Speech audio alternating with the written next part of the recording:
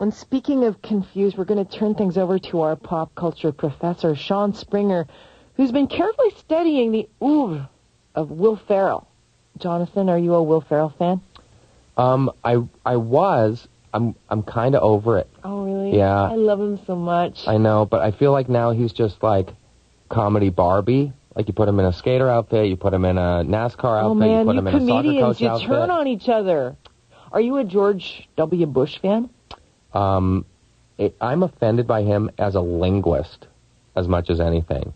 So not a big fan of either of the two? Of either Bush or George W. Bush? No. Notice you never see them in the same place?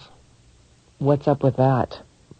Well, Mr. Springer has been noticing a certain George Bush influence on one of the silver screen's biggest draws, and here is what he found out.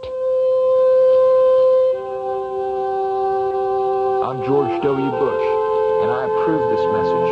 In fact, I think it is awesome. That was actor Will Ferrell doing what he does best, lampooning U.S. President George W. Bush. From the Bushman's bid for president in 2000 to Ferrell's departure from Saturday Night Live in 2003, the comic satirized W's many faults. Among them, his ignorance. You know who I'm talking about? Iran, Iraq, and one of the Koreas. And questionable work ethic. On the job, making the tough decisions. 24/7. That's 24 hours a week. Ferrell's moved on with a film career, but in each role, the spirit of W lives on. Ron Burgundy of Anchorman is a macho bozo with a strong sense of entitlement. I'm not a baby, I'm a man. I am an Anchorman. In Kicking and Screaming, Ferrell plays a soccer coach who struggles to live up to his father's legacy. I took a long, hard look at myself in the mirror. You know what I saw? What? Nothing. My dad, he's something. But I've never lived up to my dad's expectations. But Bush is front and center in Talladega Nights, the Ballad of Ricky Bobby. Here, Ferrell plays a Southern NASCAR driver who's too confident and too optimistic for his own good. Well, Jack, here's the deal. I'm the best there is, plain and simple. I mean, I wake up in the morning, I piss excellence, and nobody can hang with my stuff. I'm just a big, hairy American winning machine. If you ain't first, you're last. They're each a critical send-up of Bush, but all in all, they're pretty accurate. I know the human being and fish can coexist peacefully. You're working hard to put food on your family. I don't think we need to be subliminal about the differences between our views on prescription drugs. The impersonation is so unflattering and yet so bang on that in 2004, America Coming Together hired Ferrell to impersonate Bush in a TV commercial. It was hilarious. As you well know, ever since I took office, well, things have been really, really bad. Cut. That seemed like a good one. No, you said bad. It's pretty good. Oh. But in the end, the commercial didn't make it onto television. Democrats have their own reasons why, but I think the commercial fails to sway voters because it plays right into the GOP's hands. Bush's handlers want the president to seem like a well-meaning, fun-loving guy, like Ferrell's character in Elf. Sorry I can't ride with you the rest of the way up, but this is where my dad works. Well, have a good time. Oh, I forgot to give you a hug. The thing is, movies help us to understand the world and the people who inhabit it, especially important people like Bushy. Watching Ferrell's flicks, we come to see Bush as a well-meaning simpleton, whose stupidity and stubbornness are humorously harmless.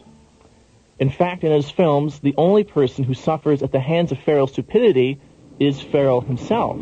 Yep, I'm flying through the air. This is not good. Well, that's one of the nastiest wrecks you'll ever see. Whereas in Iraq, military intervention is responsible for killing at minimum 43,000 civilians. No matter how bad things get, the fortunate son believes that salvation is right around the corner. And so we move forward, optimistic about our country, faithful to its cause, and confident of the victories to come. May God bless America. The problem is that Ferrell's films share Bush's optimism. The final chapter in Bush's legacy has yet to be written, But if it were dramatized in a Will Ferrell movie, we'd get the same ending as we see in Anchorman, Kicking and Screaming, and Talladega Nights. We'd see Bush repenting for his mistakes and learning from them.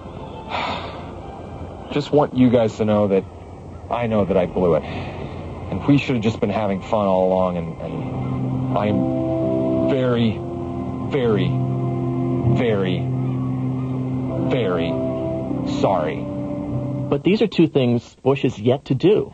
No, I hope I don't want to sound like I've made no mistakes. I'm confident I have. I just haven't. You just put me under the spot here, and maybe I'm not as quick on my feet as I should be in coming up with one. Of course, Americans are so embarrassed by their president, they do anything for a happy, redeeming ending. Yes, redemption was sweet for Ron Burgundy. Yes! Hurrah! Which is partially why Ferrell's movies are hits. But if Will Ferrell wants to rally America against their president, he needs to move over to the dark side of comedy. Americans need a film that helps them understand the extent to which their president's poor judgment is destroying millions of lives. So, for Ferrell's next project, how about a film detailing what really happens when a president invades a country without a coherent reconstruction plan? Now, that's a movie we need to see in order to ensure that such lunacy never happens again. If this were a dictatorship, it'd be a heck of a lot easier. Just so long as I'm the dictator. For DNTO, I'm Sean Springer. Thank you, Sean Springer. Comments or questions, dumb or otherwise, we'd love to hear them. Call our DNTO listener line. That's 204-788-3182 or